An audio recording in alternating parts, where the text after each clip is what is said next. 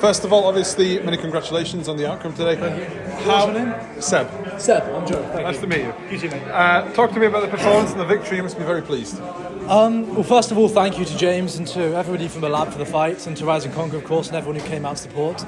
And last but certainly not least, to TFT, everyone there, everyone who called me, everyone who helped throughout my camp. I wasn't too happy with my performance. I felt my striking was very poor.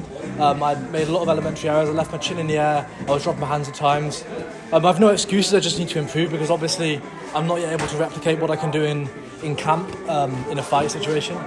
By contrast, I was quite happy with my grappling. Obviously, I was able to take him down and keep him there in every round and land some decent shots from the top as well, I felt.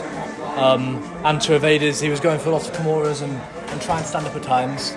I felt definitely I won the first 2 rounds and probably the third round as well, but the third round was quite close. So yeah, I wish him all the best in the future, and back to training and on to the next one. If I could just have you half a step this way so I don't lose you, thank you. Oh, sorry, I thought it was audio only, sorry. No worries. Just extra microphone. Oh, sorry, I've been staring at the floor the whole time. It's fine.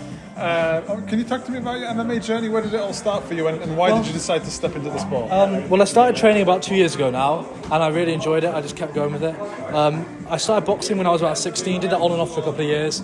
I did a bit of judo as a kid as well. But Fisher offered me a fight on the Rise of Conquer 15 back in October, and this was my 4th fight since then. So I've just tried to keep active, keep improving. I know I look about 40 with this beard, but I'm only 21, so I'm looking to improve. I'm probably looking for middleweight and light heavyweight, so looking to keep putting on size, keep getting better, and just learning from the amazing fighters we have around us. Like, it's genuinely anybody who's in the northeast.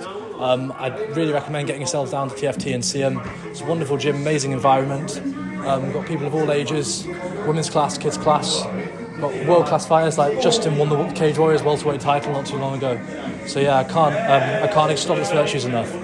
Trying to forge a career in combat sports is no easy task. So what's the motivation for you?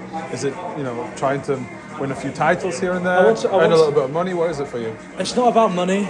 I know a lot of people say, oh, it's just business. I don't like to use the word business, because for me, business signifies something cold and transactional. But for me, this is a passion. This is the essence of who I am as a human being. It's what I love to do. It's, I believe, one of the reasons I was put here on this earth by the gods, and I want to go as far as I can. If that's world class, then so be it. I would love that. If that's to the grave, so be it as well. But I swear, I will leave this life with no regrets when it comes to fighting. I will go as far as I can, and the only thing that will stop me is my body breaking. Nothing. My mind will not stop me. It will be the laws of physics that will have to keep me down. So do you have like a grand vision of where you want to be in the future, or are you just simply taking it day by day and seeing where it takes you? Well, I'd be lying if I said I didn't. I do have a bit of a, I suppose people call it narcissistic streak, but I do think it's rather bad form to, talk about how you want to be the best in the world when you're an amateur. I'd like to keep it Olympic. I'd like to keep, if I look at the people who've been really successful in combat sports, the Usyks, the Bivols of this world, the Khabibs of this world, a lot of the Soviet fighters or former Soviet fighters, it's that attitude. Fight as much as you can, get as good as you can, keep your head down when you're in the amateur ranks, and then once the time comes to start, spreading the message, spreading the word, then as a professional I'll do so. But my goals, I would like to go to the IMAFs in a few years. As you saw from that fight, I've got a huge amount of stuff to work on before I get anywhere near that level. But that's what I'm doing. I'm enjoying the process as well, because you don't listen to a symphony to hear the last beat. You listen to it to enjoy the whole thing. For a 21-year-old, you have a very mature head on your shoulders. So where does that stem from? Genetic, I don't know.